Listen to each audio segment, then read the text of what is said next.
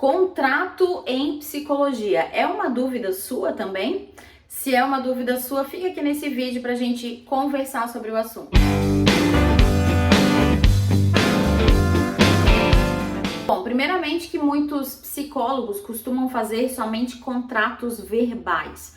Contratos que colocam ali as regras do seu consultório, dizem mais ou menos como é que vai funcionar e por vezes o paciente, o cliente do outro lado não tem clareza dessas regras. Aí o que acontece? Frases do tipo: ai, Marlise, mas olha só, ele não veio na consulta, não veio no horário da sessão, agora eu fui cobrar, ele nem me avisou que não veio, e ele disse, mas você nem trabalhou para isso. Bom, já ouvi isso dentro dos nossos grupos de mentoria. E isso, é claro que eu falei aqui de uma maneira meio irônica, inclusive, mas isso acontece e deixa mal a psicóloga, quando ela acaba vendo que o paciente não está valorizando o trabalho dela, que ele não priorizou a terapia e por aí afora. Então, eu quero falar com você, por favor, vamos elaborar um contrato, vamos fazer isso de uma maneira ideal para que tudo corra dentro da normalidade e que você tenha as suas questões. Eu vou te trazer aqui 3 opções de contrato e 3 pontos que eu acredito serem importantes para você considerar. O primeiro deles é você criar as regras do teu consultório, regras, né? Então vamos pensar quais são as regras aí dos teus atendimentos.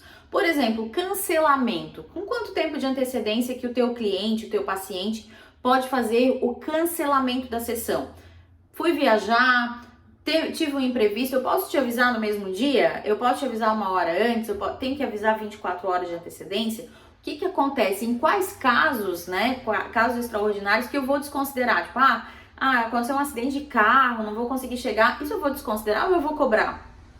Então, é preciso que as regras fiquem claras primeiro para ti, para depois o teu paciente entender sobre isso. Segundo ponto das regras, férias, principalmente para quem trabalha com crianças e adolescentes. Às vezes nas férias os pacientes somem, né? Já ouvi muito isso, tanto nas férias de julho quanto nas férias de janeiro e dezembro, janeiro. Como que vai funcionar? Você vai garantir, se por acaso essa pessoa ficar 2 meses sem ir na terapia, você vai garantir esse horário para o semestre seguinte, quando começar a volta às aulas novamente? Isso precisa ficar claro para o teu paciente. Você vai querer fazer pelo menos uma vez por mês? Uma vez a cada 15 dias? Esses pais conseguem levar essa criança, né, por exemplo, para fazer esse quinzenal? Enfim, isso tudo precisa estar claro e negociado para o teu cliente, para o teu paciente. Reposição, né? Então, eu avisei com 24 horas de antecedência para minha psicóloga e eu vou repor essa sessão. Avisei que não vou, né, na sessão, tive um compromisso amanhã. E essa sessão, ela vai ser reposta? Ela vai ser refeita nessa semana ainda? Porque isso tem a ver também com a tua cobrança, né? Com o teu rendimento do mês. Então, essas regras, elas precisam ficar claras. Eu dei 3 exemplos aqui, mas a gente poderia ficar aqui conversando por bastante tempo e você pode, inclusive, colocar aqui nos comentários que outras situações você já viveu e, claro, como que você lidou com isso. Primeiro ponto, então, que eu tô trazendo aqui para vocês são as regras do jogo. Segundo ponto, como que eu vou comunicar isso para o meu cliente, para o meu paciente? Tem clientes que, claro, vão ouvir isso que está sendo dito, vão entender e vão seguir as regras. Agora, tem clientes que precisam ler, né, para entender melhor. Que tal? E aí eu faço aqui uma proposta, então tem alguns psicólogos que usam um contrato informal pelo WhatsApp, inclusive.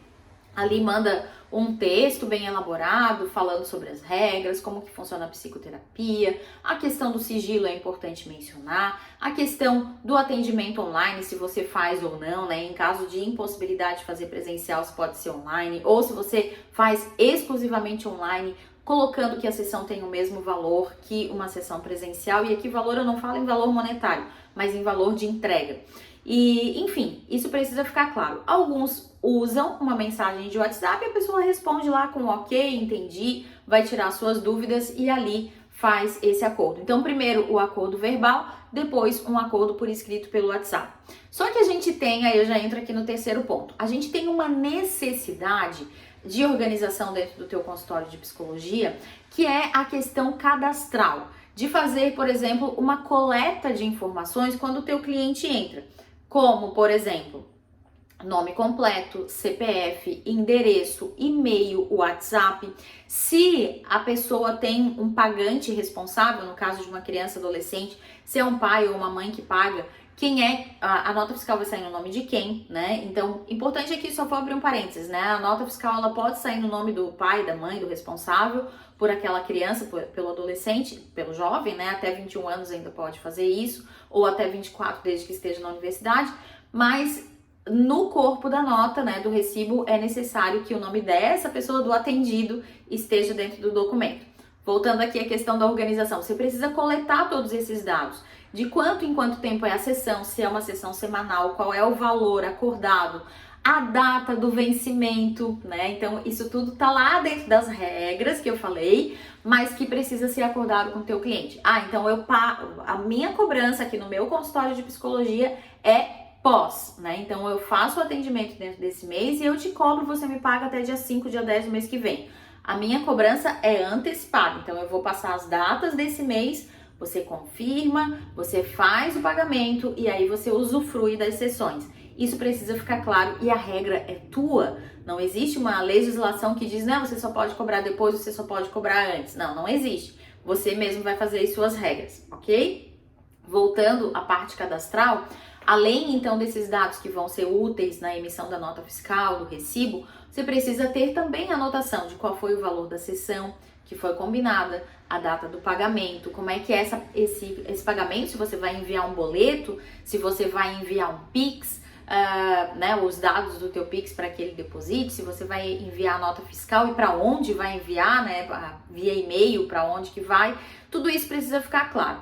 Uma alternativa, e aí para você que ficou aqui até agora nesse vídeo, vai ganhar isso de bandeja, né, para você aplicar aí no teu consultório, que eu gosto muito, uma alternativa que eu gosto muito, é a criação de um formulário de Google ou na Microsoft também tem essa modalidade de formulário, aí depende daquilo que você usa, mas é um formulário em que você faz o preenchimento. Se você colocar aqui no YouTube como fazer um Google Forms, você vai aprender com vários vídeos que falam sobre isso. Você vai colocar lá os dados do teu consultório, por que você está fazendo esse contrato, vai pedir para ele em alguns campos o nome, CPF, né? Todos esses dados que eu falei agora há pouco, você volta um pouquinho aí no vídeo para saber, e você pode fazer as cláusulas. E aí, numa das questões você pode colocar assim: confirme que concorda, né? E daí colocar a frase, por exemplo, concordo que o cancelamento da sessão tem que ser com 24 horas de antecedência.